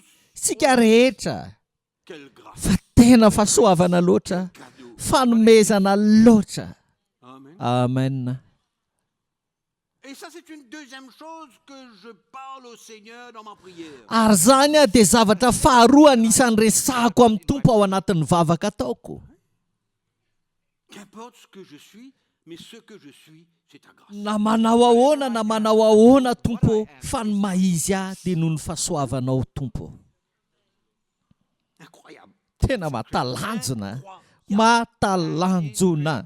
Mais comment on peut penser autrement? Fa ahoana moa no tokony heverantsika zavatra hafa ankoatran'izany, ananantsika saina hafa ankoatran'izany? Comment quelqu'un qui est appelé de Dieu, qui sert le Seigneur, peut Tsy azo heverina raha misy olona anankiray nantsoan'Andriamanitra manompo ny Tompo kanefa manana saina hafa ankoatran'izany? penser autrement? Fa tsy afaka manana saina hafa ankoatran'izany izy. L'évangile est tellement clair. Fa tena mazava loatra ny filazantsara. Qu'on doit s'arrêter là où on a besoin de s'arrêter. Ka mila mijanona isika eo amin'izay tokony hijanonana. Nous avons notre responsabilité, chacun d'entre nous, pour servir à Dieu. Tsika tsirairay avy dia manana ny anjara ndraikintsika eo amin'ny fanompoantsika ny Tompo. Mais la grâce de Dieu, Fa ny fahasoavan'Andriamanitra depuis le début, hatrany am-piandohana, beginning. après étape. Step isaky ny dingana anankiray lalovantsika. Et quand on regarde en arrière, Ary rehefa mijery any aoriana isika Seigneur, we say, dia Lord, mitentsika hoe Tompo, j'ai pu faire ça. ahoana no nahavitako an'izao rehetra izao?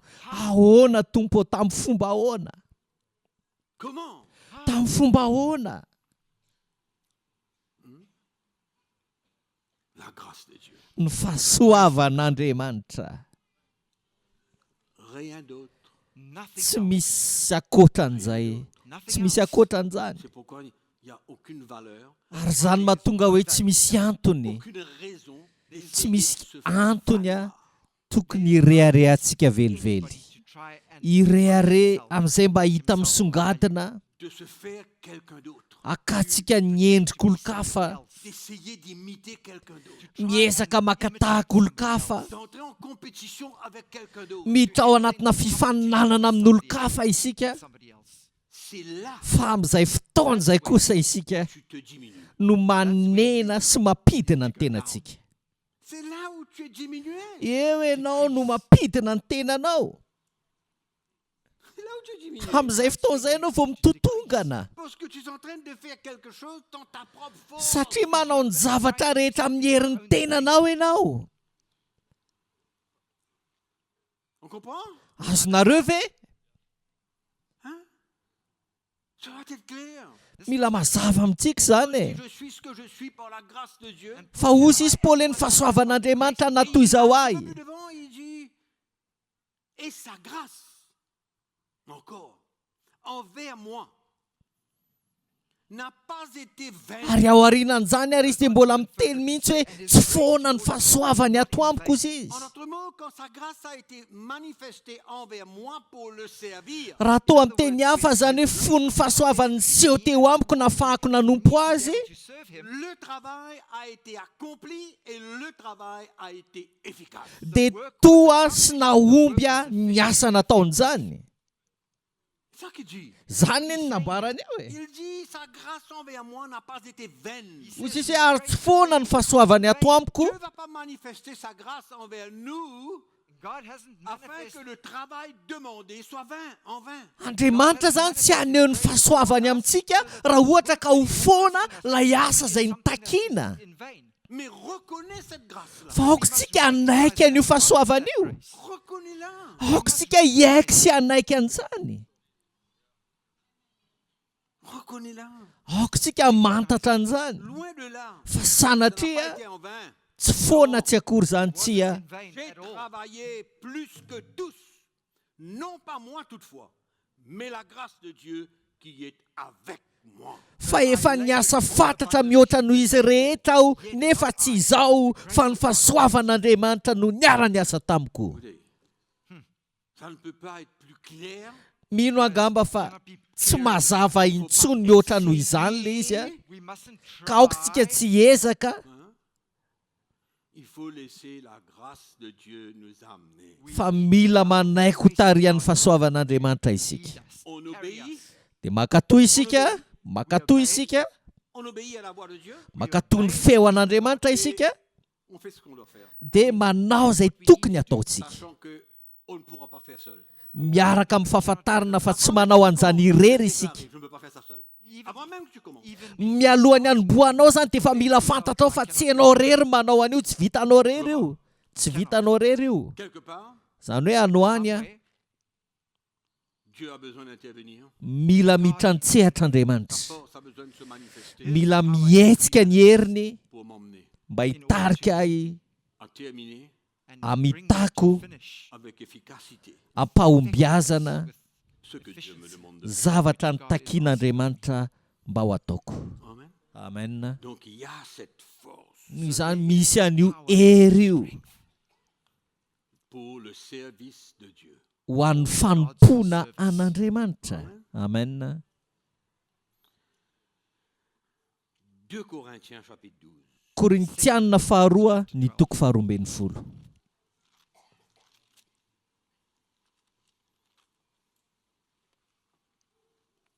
« 2 Corinthiens chapitre 12, nous allons lire à partir du verset, allons dire 7. Korintianina faharoa zany a ny toko faharoambin'ny folo a dia vakitsika manomboka eo amin'ny andininy fafito. On va lire le verset 6, ça va un petit peu dans le sens où on partage ce soir. Jerenareo ny andininy fahenina fa ohatran'ny hoe mitohy amin'ny zavatra mifampizarantsika tamin'ity Si je voulais tolakandro me ity. glorifier, je ne serais pas un insensé, car je dirais la vérité. Fa na dia te irearea aho dia tsy ho adala fa ilazany marina. truth. Je dirais ce que j'ai vu I will say et je peux me servir de ce que j'ai vu pour me glorifier. I Afaka miteny ny zavatra hitako aho ka mampiasa ny zavatra hitako entiko ireareana. what he's saying. Azonareo ve? Non seulement la révélation qu'il porte dans son cœur, mais bon, Not only the allons rester là. Tsy ilay fananany an'ilay fanambarana ao anatin'ny fony ihany zany fa andaontsika hijanona treo fa tsy tohizantsika iny a. Il dit, ce que j'ai reçu là, je peux me glorifier pour ça. Ho sisy ny zavatra voaraiko any afaka antony ireareako mihitsy e. boast in that. Car je dirais la vérité. Fa aleoko izy izy milaza ny marina. If I Dia was ilaza ny marina ozy izy. Mais qu'est-ce qu'il dit? Fa inona ny zavatra lazainy? Mais je m'en abstiens. he says, but I Nefa tsy forbear, manao izany aho I izy izy. abstain. En d'autres mots, Raha atao amin'ny teny hafa zany a, je ne dis pas ce que j'ai vu. tsy ho lazaiko ny zavatra hitako.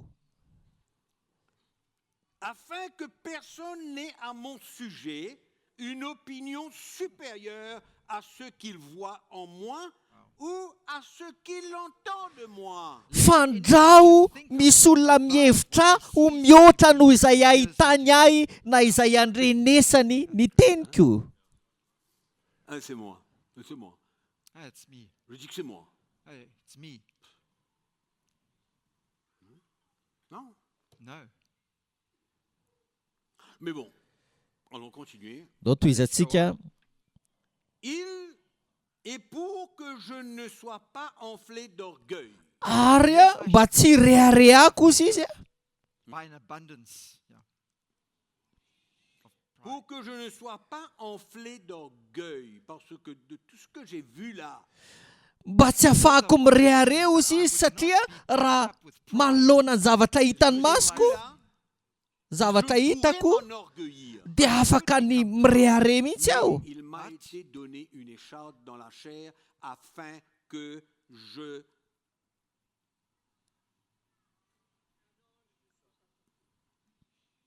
afin de m'empêcher de m'enorgueillir. Lest Dia nasiana tsilo tamin'ny nofo dia iraky satana mely aho fandrao in the flesh irehare aho na anakana mba tsy irehare zany. Et m'empêcher de m'enorgueillir. Anakana tsy irehareako. Donc, exalted above Paul me. se retrouve dans cette situation où il a une écharpe dans la chair. Noho izany tozy teo amina sehatra anankiray Paoly izay nasiana tsilo teo amin'ny nofony dia nanelingelina azy zany. On dirait que ça devient un peu un problème pour lui. Ohatrany hoe lasa olana ho azy mihitsy ary le tsilo zany. Et là, il va dire au Seigneur, 3 fois j'ai prié le Seigneur de l'éloigner de moi. And Dia teo amin'izay izy niteny tamin'ny tompo hoe zany nangatahako intelo tamin'ny tompo mba hialany zany amiko izy Et izy. il m'a dit, Dia izao no navaliny ahy. ma grâce My te suffit, Ho izy tamiko ampoanao ny fahasoavako. car ma puissance s'accomplit for my strength Fa ny heriko dia tanterahina in weakness. amin'ny fahalemena. Izany a, hoy ny tompo Tu veux taminy, espérer? So the dia Lord ho afaka ve ianao? free. Tu veux que cette écharpe disparaisse? Tianao hiala aminao ve io tsilo io? Mais moi je te dis, Fa za kosa nefa miteny aminao hoe nahoana nahoana ma grâce est suffisante pour toi. dia ampo anao ny fahasoavako hoe. Anyway. Ça ne va pas t'empêcher d'arrêter de me servir, bien que ça te gêne, ça t'embête. Na dia manelingelina anao azy zany dia tsy hanakana anao amin'ny fanompona mihitsy. Serve me even though it bothers you. Mais sache que ma grâce te suffit. Fa nefa ambonin'izany dia aoko fantatra aho fa ampo anao ny fahasoavako. That Ka power, io that strength, tanjaka sy io hery io dia hiasa mandrakariva Tant que tu me serviras. amin'ny fotoana ianao mbola mitoetra manompo ahy. Amen. Et donc, tu n'as pas besoin de t'inquiéter. Noho izany aza manana amin'inona amin'inona ianao. Ma grâce te suffit. Fa ampo anao ny fahasoavako Ma puissance s'accomplit dans la faiblesse. satria ny heriko izy izy dia tanterahana amin'ny fahalemena. Amen. Amen. On n'a pas besoin d'aller plus que ça encore pour dire je me glorifierai dans les faiblesses, dans les calamités, dans les afflictions. we don't have to go on to Mino fa tsy mila toizantsika intsony izy hatrany amin'ilay hoe finaritra ao amin'ny fahalemena, ny fampahoriana, ny faharetana sy ny sisa. Donc nous voyons encore une fois Noho izany mbola hitantsika dans trany la situation de Paul, ao anatin'ity tranga izay nandalovan'i Paoly ity le Seigneur le rassure. fa nampahazo antoka azy ny tompo. Nampahazo antoka azy izy. Ça t'ennuie, ça t'embête, Mety manelingelina anao mamizana sy mandreraka anao mais kanefa ma force ny heriko est suffisante dia power ampy is sufficient for you. pour que tu puisses surmonter ça. For you ahafahanao miatrika an'io zavatra io Tu ne t'inquiètes pas de ça. ka tsy anahinao velivelony amin'izany Puisse me servir avec efficacité. and ka that you will serve anomponao ahy ampahombiazana even in that La situation. grâce de Dieu, That ny power, la fahasoavan'Andriamanitra, puissance divine. ilay herin'Andriamanitra izany. Mes frères et sœurs, Ry rahalahy sy anabavy, elle est réelle. tena zava-misy marina io. Réalité, ce n'est pas un texte qu'on lit. it's Io the zany reality. tsy It's not soratra the reality. vakina fotsiny fa zavatra misy marina io, tena misy io. C'est pas un enseignement. Io zany tsy fampianarana fotsiny fa zava-misy marina iainana io. de goûter à cette grâce-là ny manandrana an'io fahasoavana io et de continuer à le servir. ka itoizantsika manompo azy. Alléluia. Alléluia. Amen. Amen. Amen. Donc, qu'est-ce que nous voyons? Noho zany na zavatra Dès hitantsika on va même là. mbola mitohy mandrosatra antsika. All the way through. Et Paul traverse par une situation physique ou quoi que ce soit dans sa vie. Fa nandalo a zavatra Paoly teo amin'ny fiainany a, Ça l'ennuie, ça le fatigue. nanelingela azy zany a, namizana azy zany a. Il dit, ne t'inquiète pas. And he says, Fa "Don't hozy worry, sy ny tompo aza manay ianao my grace fa ampo anao ny fahasoavako. Et encore une fois, on voit le Seigneur l'accompagner. Noho izany a mbola hitantsika ihany ao anatin'izany fa momba sy niaraka tamin'ny foanany tompo.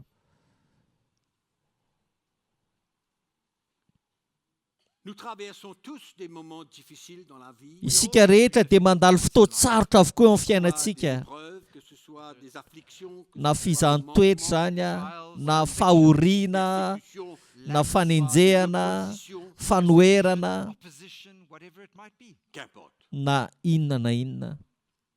Mais c'est dans ces moments-là Kanefa ao anatin'ireny fotoany ireny indrindra que, comme Paul dit à Timothée, puise dans la grâce. no tahaka ny tenenin'ny Paoly tamin'ny Timote hoe aoka ianao iahery eo amin'ny fahasoavana na novoery eo amin'ny fahasoavana. Dieu, c'est comme un réservoir. Ny fahasoavan'Andriamanitra dia tahaka ny lavaka fatsakana. Plus ça rentre. Arakaraky ny voan'ny rano ao no mihetom-bony. En d'autres mots, elle ne se dévide jamais. Raha atao amin'ny teny hafa dia tsy ho ritra velively Même mihitsy. si nous tous ensemble, Na isika rehetra miaraka aza tous les chrétiens dans le monde, sy ny kristianina rehetra maneran-tany, chacun traverse son problème, son affliction, son manquement, sa persécution, tout le monde là. Tous samy ensemble. mandalo ny fizahanttoetra, ny tsy fahampiny, ny fahoriany, ny fanenjehany. And our hardships. Vous réalisez un coup comment ça peut être énorme. Azonareo an-tsaina ve mangeza be an'le Chrétiens izy? de par le monde Ny abetsaky ny kristianina manapitrisany maneran-tany ireo qui traversent des épreuves, etc.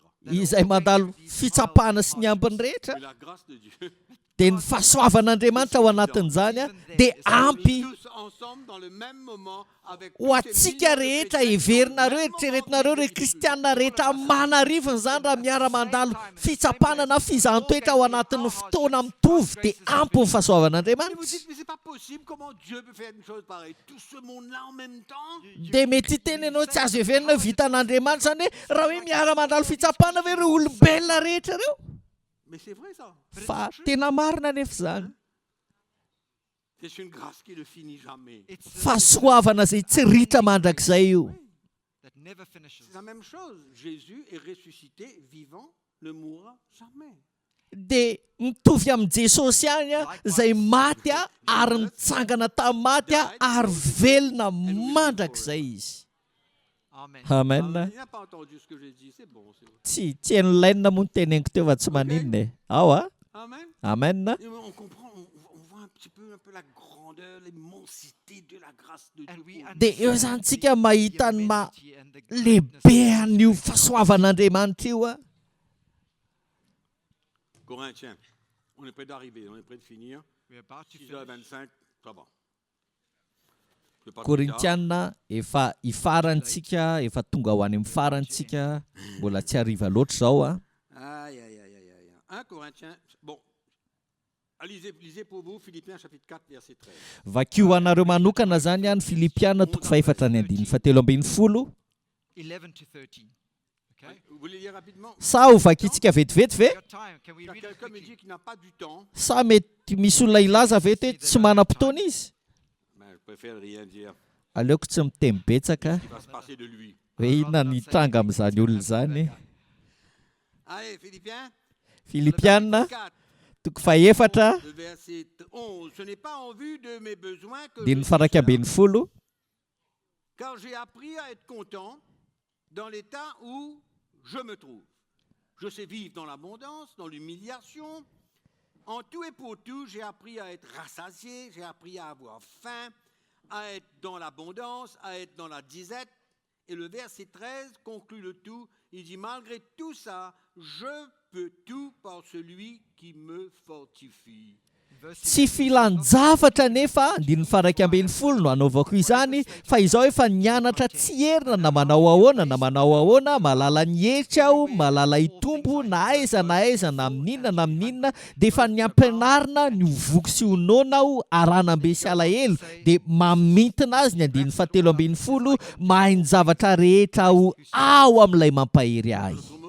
Je peux être dans l'abondance, je peux être dans la disette, je peux raha atao amin'ny teny hafa zany io dia hoe afaka ao anatin'ny mosary aho, afaka manambe aho na tsy manana ihany koa, mais je peux faire face à tout ça. fa vitako anefa miatrika an'izany rehetra zany.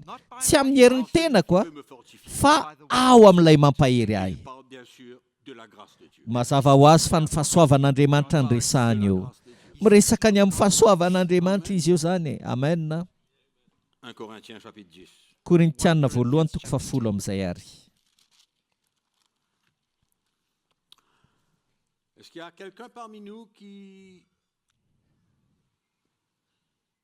est tenté, qui vit Mety misy olona ve eto zay miaina ao anatina fakapanahy izy any ho any. en tout cas tous les autres qui n'ont pas levé votre main, vous êtes Ho anareo izay tsy nananga-tanana tena enjanareo ary tena betsaka mihoatra noho izay nieritreretiko ny tsy nananga-tanana. et vous n'avez même pas besoin de venir à l'église. Ary tsy mila makaty am-piangonana intsony azy nareo fa afaka mijanona any an-trano satria efa tapotrohatra zany.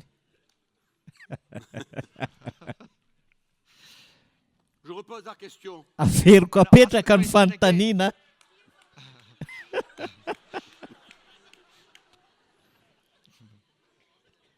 OK.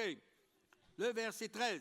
Andininy fahatelo ambin'ny folo ary. Aucune tentation ne vous est survenue qui n'ait été humaine. Tsy misy fakapanahy nahazo anareo afa-tsy izay zakan'olombelona. Au fait, Paul dit, vous êtes des humains. Fa tiany Paoly tenenina zany hoe Normal que vous soyez tentés. satria olombelona ianareo dia aradrarinareo raha lay mpanahy e. Et il n'y a aucun problème là-dedans. Ary tsy misy olana mihitsy ao Paul anatin'izany. dit que c'est normal. Ozy izy Paoly hoe normal aradrariny zany. He says it's human. Amin'ny maha olombelona zany fa zao no Dieu lazainy. qui est fidèle ne permettra pas que vous soyez tentés au-delà de vos forces. He goes on Nefa matoky Andriamanitra ozy izy ka tsy hamelanareo alay mpanahy mihoatra noho izay Mais zakanareo. avec la tentation, il préparera aussi le moyen d'en sortir afin que vous puissiez la supporter. Fa momba ny fakapanahy dia asiany lalana ahafahanareo koa mba hazakanareo izany. La situation idéale du chrétien. Io zany ny trangam-piainana iainan'ny kristianina normal na aradrariny. Nous faisons face à une tentation Mazava ho azy fa mandalo fakapanahy isika temptation. et nous savons que nous avons besoin de prendre notre croix. ary fantatsika fa mila mitondra ny azy fijaliantsika isika. Ce désir charnel qui veut prendre le dessus. Mamono lay filana ranofo izay mitady azo vahana Là, c'est normal. ary atreo aloha zany dia normal aradrariny le Jacques izy. nous dit, Izay ny tenenin'ny apôstôly Jakoba. juste pour vous rassurer, Entiko ampazahoana antoka anareo zany que c'est encore normal. fa mbola normal tsara aloha zany le izy hatreo. Au chapitre 1er, Jakoba toko voalohany Chapter 1, toujours 13. dia verse 13. ny andiny fahatelo ambin'ny folo ihany. On a fait beaucoup de fois le verset 13. Imbetsaka tsika namaky nyty hoe andiny fahatelo ambin'ny folo ty a. Personne, lorsqu'il est tenté, ne dise c'est Dieu qui me tente. Raha misy alay-panahy aoka izy tsy hanao hoe Andriamanitra ny makafanahy ahy. Dieu ne peut être tenté par le mal et il ne tente lui-même personne. Fa Andriamanitra tsy azony ratsy sy alay-panahy sady tsy mba makafanahy olona Donc la izy. tentation ne vient pas de Dieu. Noho izany ny fakapanahy aloha dia tsy avy Mais amin'Andriamanitra. chacun est tenté quand il est attiré et amorcé par sa propre convoitise. Fa samy alay-panahy kosa ny olona raha tarihany filany sy fitahany izy. Vous savez, quand une pompe prend l'air, You know, when une pompe, pompe à eau, Hitanareo raha misy pompondrano lasa misy rivotra ao anatiny coming into it, when mais vous n'aurez pas d'eau. dia tsisy rano tonga ao Mais il faut aminareo. que quelqu'un vienne et amorce cette Fa mila olona isika mba hitsoka n'ilay pompy mba hialan'ilay rivotra ao aminy zany. doit se passer pour que ça recommence à pomper. Ary misy zavatra tokony atao zany mba hiverenany zany afaka hipompy indray. Quand il est attiré et amorcé par sa propre convoitise. And he dia zay says, mahatonga azy milaza hoe fa samy alay-panao izy ny olona rehefa tarihany filany sy fitany izy. En d'autres mots, quand nous sommes tentés, Amin'ny teny hafa zany rehefa lay-panay isika les désirs de notre chair dia ilay filany nofontsika io a commencer une comment on dit ça, une expérience ou un comment dire, comment un mot, ça déclenche la chair en nous déclenche certains désirs. Voilà, merci beaucoup. ilay nofo ao anatintsika io zany a lasa manetsika an'ireo karazana filana samihafa. Puis la convoitise then he goes on to say, déclenchée par les désirs de notre chair, then lorsqu'elle a conçu,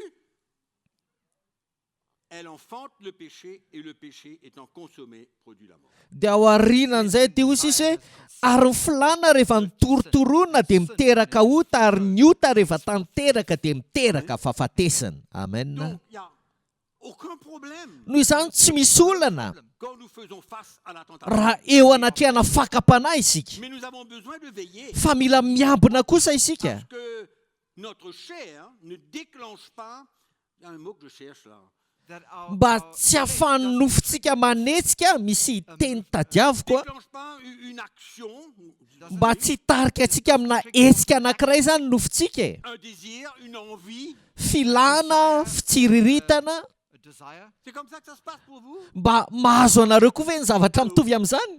Allô? Ça se passe pour vous? Mba mandalo zavatra toy izany koa ve nareo e? Hein? Bon, il y a des gens qui sont très sains encore, Fa mbola misy olona masina be foana moa. franchement. Marina e. Honestly,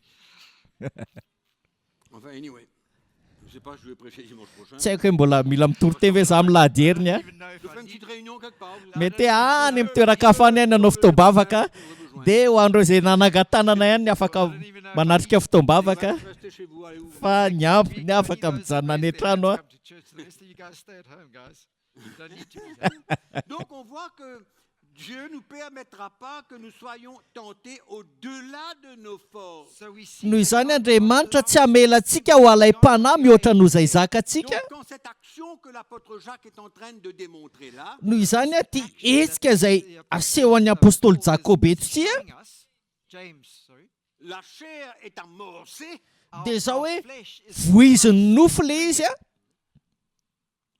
mais Paul nous dit que dans ce moment, Fa hozy izy kosa Paoly hoe amin'ny fotoana iny a Dieu va manifester une grâce envers nous dia aneho fahasoavana amintsika hozy izy Andriamanitra qui va être suffisante izay ampy io fahasoavana io pour que nous n'allions pas plus loin. mba tsy handehanantsika lavitra noho izay. Ça ne veut pas dire Tsy midika nefa que zany Dieu nous arrêtera. hoe ampijanona antsika Andriamanitra na hanatsahatra antsika Ça Andriamanitra veut tsia. dire que si je prends ma croix dans ce moment-là, Fa midika kosa hoe raha entiko ny hazo fijaliako amin'ny fotoana iny a donne dans ce moment-là, ilay hery izay omeny amin'ny fotoana io time. me permettra d'avoir la victoire sur cette tentation. no ahafahako a mandresy an'io fakapanahy io ao anatin'izay fotoan'izay.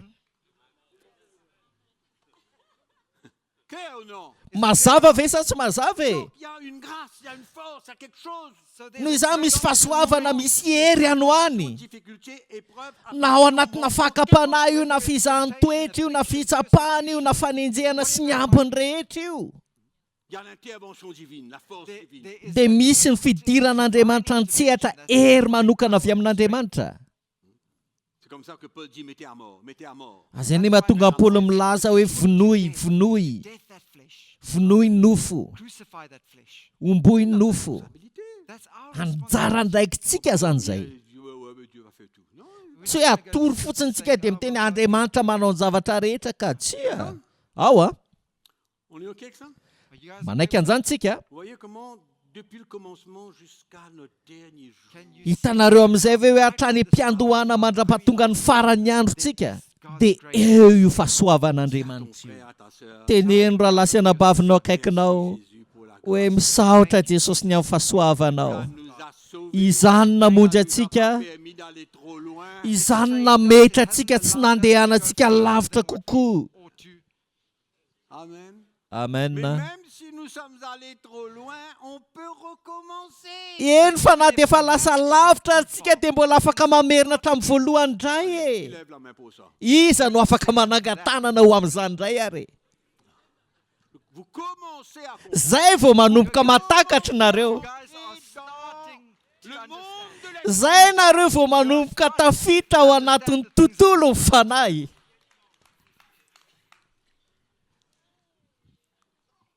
Amen. Amen. Ok, dernière chose que je veux vous partager. Zavatra farany tiako fampizarana amintsika.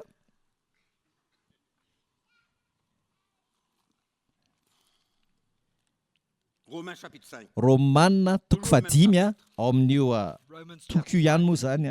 On va aller, same chapter. on va aller à la fin de ce chapitre. Dia any amin'ny farany io toko io ny vakitsika. Ny farany zany. End of that chapter. Allez, Nao ary. verset 20. Dia ny 20. Or, la loi est intervenue pour que l'offense abonde. Ary ny lalàna dia niditra koa ahabe ny fahadisoana. The offense might abound. C'est-à-dire que la loi vient démontrer notre état, notre péché, etc. etc. Zany hoe tonga ny lalàna aneho ny fahadisoantsika, ny otantsika. Sin, etc. Donc, quand la loi est venue, No zany rehefa l'offense tonga ny lalàna hozy izy So when the dia law ny came, ahabe ny fahadisoana. abounded.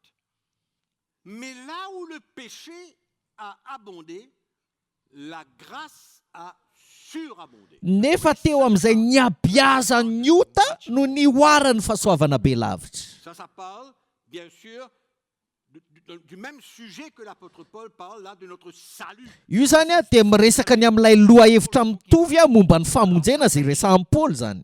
Et bien sûr aussi, quand le chrétien tombe et que la grâce de Dieu il tombe, Ary mazava ho azy ihany koa moa rehefa lafo zany la kristianina grâce de Dieu envers lui. dia eo aminy ihany fahasoavan'Andriamanitra mba hamerina azy amin'ny laoniny. Mais là où est le problème, c'est ce qui suit. Fa ny olana mipetraka kosa dia eo amin'ny toy ihany amin'izay. Le chrétien prend avantage, Rehefa manararoatra an'izay ny kristianina. profite.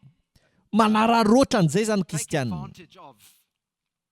Il profite de cette grâce pour comprendre pour son propre. Ararotiny zany ny fatakarana momba n'io fahasoavana io amin'ny tombotsoany Pas de manokana. problème qu'il vit dans le péché parce que la grâce va surabonder. Hoe tsy misy olana hony raha mitoy ao anatin'ny fahotana izy satria eo amin'izay hiabiazan'ny ota ny oarany Paul vient fahasoavana. dire, là où le péché a abondé, la grâce a surabondé, afin que comme le péché a régné par la mort, ainsi la grâce règne par la justice. Pour la Satria izao nolazain'i Paoly eo amin'ny andininy 20 hoe teo amin'izay niabiazan'ny ota no ny oarany fahasoavana be lavitra mba ho tahaka nanjakan'ny ota tao amin'ny fahafatesana no anjakan'ny fahasoavana kosa amin'ny fahamarinana ho fiainana mandrakizay amin'ny alalan'i Jesosy Kristy Il est en train de tompontsika. parler d'un sujet, d'un thème, le thème Noho izany zany Paoly dia miresaka votoatin'ny resaka loha hevitra momba ny famonjena. là où le péché dans notre vie avant de notre Hoe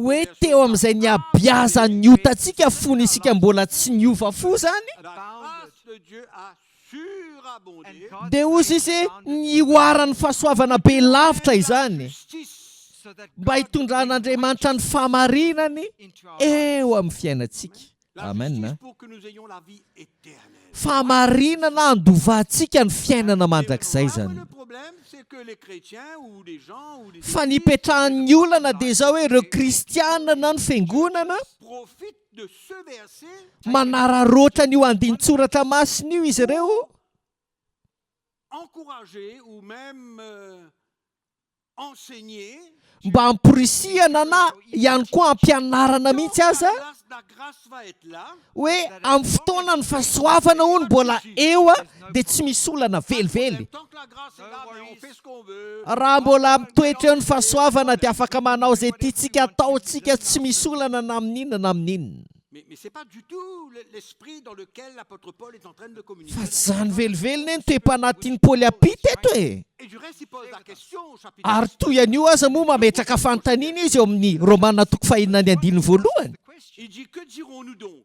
dia ozy izy inona ary no lazaintsika Nous dans le péché afin que la grâce abonde, mbola hitoetra amin'ny ota ihany va isika hitombon'ny fahasoavana ozy izy afin que la grâce abonde. mba hitombon'ny fahasoavana Donc, vivons dans le péché ka no iteny io andao iaina anatina ota e andao iaina anatin'ny ota mba hitombon'ny fahasoavana c'est la question de Paul. io zany fanontaniana napetraka Paoly Catégoriquement loin de là.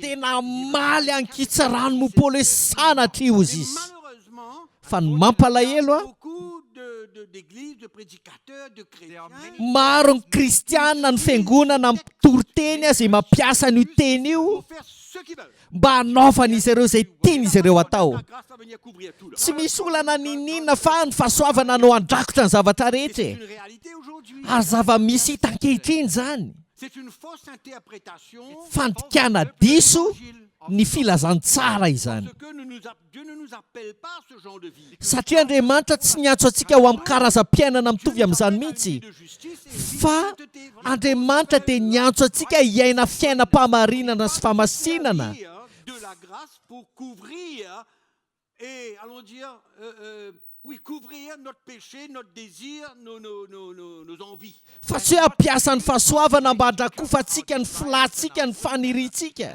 sy ny filany nofontsika Et si quelqu'un veut prendre sa croix et suivre Jésus, il va comprendre ce que je viens de dire. ary raha misy olona tia hitondra ny azo fijalia mba hanaraka an' Jesosy dia azony tsara ny zavatra tiako lazaina You will pick up his cross and Il va follow them. comprendre ce que j'avais dit. azony Il va dikan'io comprendre que même si il ne veut pas tomber dans le péché, il est en train de suivre le Seigneur et ça arrive qu'il tombe. azony fa na dia tsy te ho lava ao anatina ota azy izy a izy manompo ny tompo manaradian'ny tompo kanefa misy toa izy lava ihany Il comprend aussi qu'il y a une grâce pour le retirer de là. fa azony ihany koa hoe misy fahasoavana eo a hisitona azy hiala ao Mais le anatin'izany danger qu'il y a, c'est ça que je veux que vous puissiez comprendre. fa ny loza misy a zay ny tena tiako ho azonareo zany Il y a un enseignement qui est en train de souffler, un vent de fausse doctrine qui souffle satria misy fampianarana rivopotim-pampianarana zay mitsoka ankehitriny et qui veut faire croire aux chrétiens qu'il n'y a pas de problème. izay mahatonga ny kristianina iny hoe tsy misy olana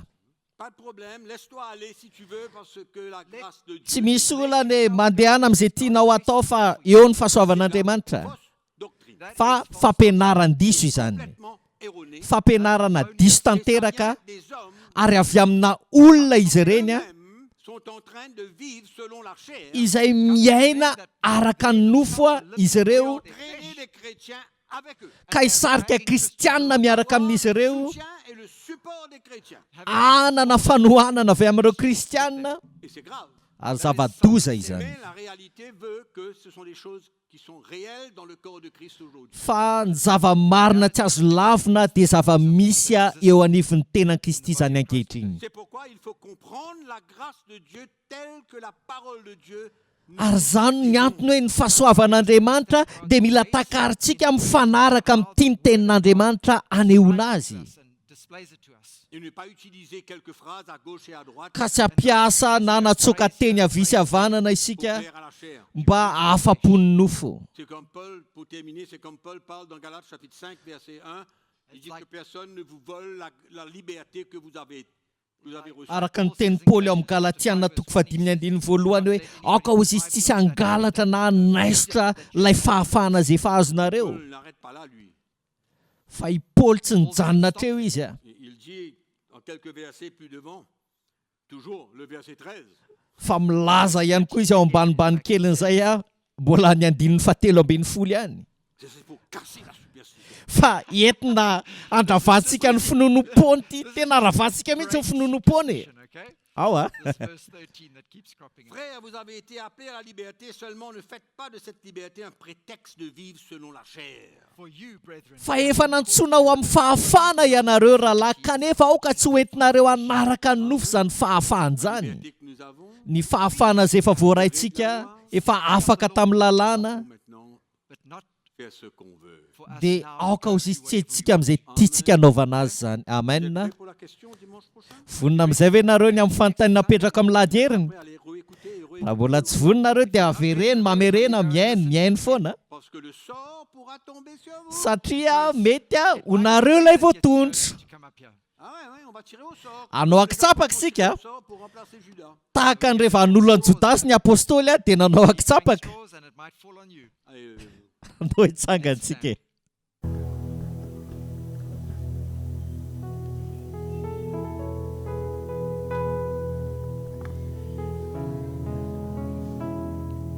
Dia misaotra tompony amin'ny teniny a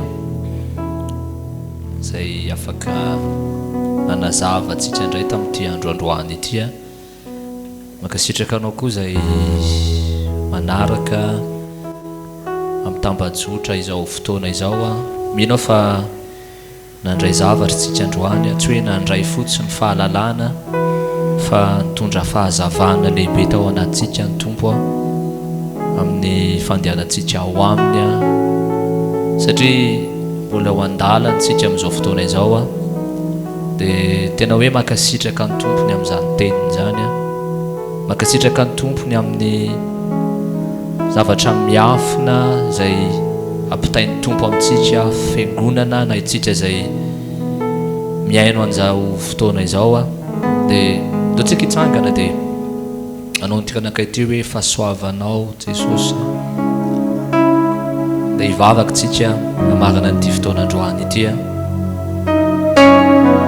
Tena hoe mankasitraka ny amin'ny fahasoavan'ny tompo a, mankasitraka satria raha eto tsika androany dia noho ny fahasoavan'Andriamanitra, raha eo ianao izay miaino a noho ny fahasoavan'Andriamanitra.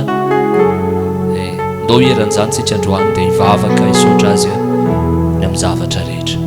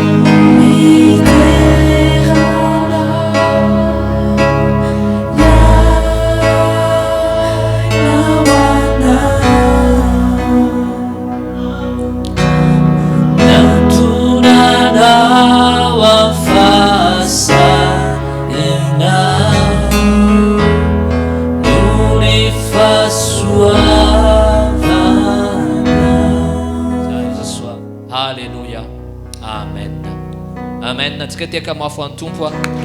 Dia izay ny fotoanantsika dia misaotra ny tompo a, minery indray tsika eto amin'ity toerana ity a, dia samy hitahin'Andriamanitra tsika tsirairay avy.